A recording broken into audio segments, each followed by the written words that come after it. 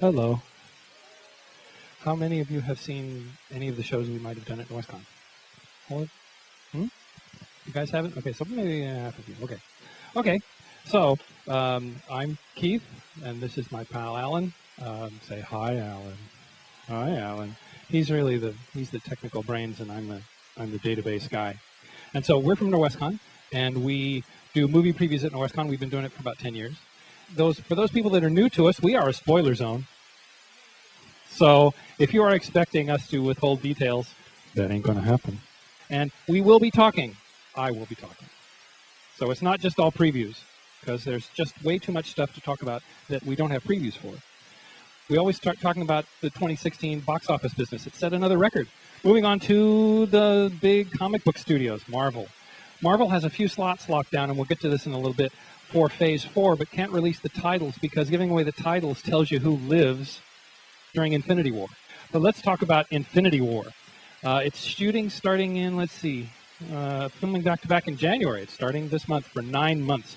Budgeted out at $500 million for 2 films. 67 Marvel characters will appear, including Guardians of the Galaxy. Russo brothers are directing, the people who wrote all the Captain America films. The villains are Thanos and Magus. And what I think is most exciting about this is this will be filmed entirely in digital IMAX. Also, Inhumans. Now, Inhumans, of course, plays a part on Marvel's Agents of S.H.I.E.L.D., but what they're doing is they're creating a spin-off series that's going to debut in September. But what happened with that is they struck a deal with IMAX, and the first 2 episodes of that show are going to be filmed entirely in IMAX. And they're going to be put together as a showing that will play for 2 weeks in IMAX theaters before the show actually comes out. Deadpool 2, that was the highest grossing R-rated film of all time, $780-something million worldwide. So there is going to be a second one. The original director, Tim Miller, the guy owns a special effects house. He did a special effects polish on the movie's effects for free after directing the movie. But after the film became a success, the 2 of them got together, and Tim Miller said, I want to double the budget, I want to be big budget, I want to go tentpole, I want to do something huge. And Ryan Reynolds says, no, wait a minute, I want to do just what we did before, R-rated, small, scrappy, funny, violent, that's where I want to go with this. The difference being is that Ryan Reynolds renegotiated his contract and got back a lot of creative control. So now he has control over how the character's handled. And they had a disagreement, and now Tim Miller, who really added a lot to the look and feel of the film, now he's left the project. They reshot, and you might have heard that they reshot like 40% of Rogue One after they finished original photography.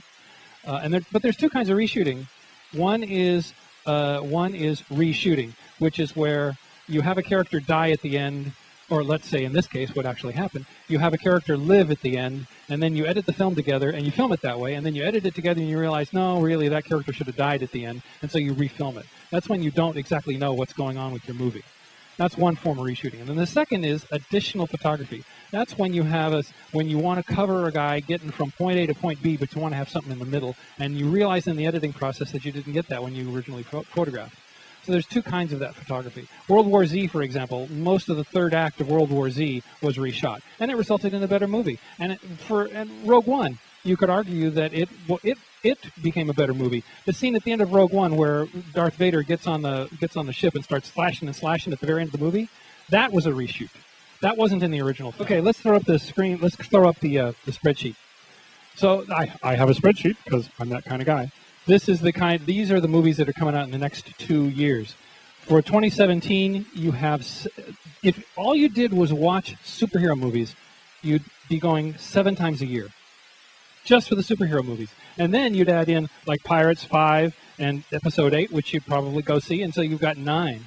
And it's going to be that way for the foreseeable future. This is where they're going to put Star Wars. So here's the hub, here's Fantasyland here, and the Star Wars expansion is going to go here. So this is pretty much to scale. What they're trying to do here is make it an immersive environment, much more like a Ren Fair. Just people in costume just walking around, and everybody in costume, and just a total environment. Now this is going to be the big attraction here. If you look, the Battle Escape attraction, This is pretty much to scale. This is Splash Mountain. You could take Splash Mountain and put 2 Splash Mountains in that building, and it's a multi-story building.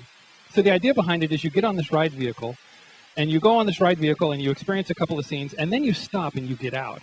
It's designed to completely change up the ride experience.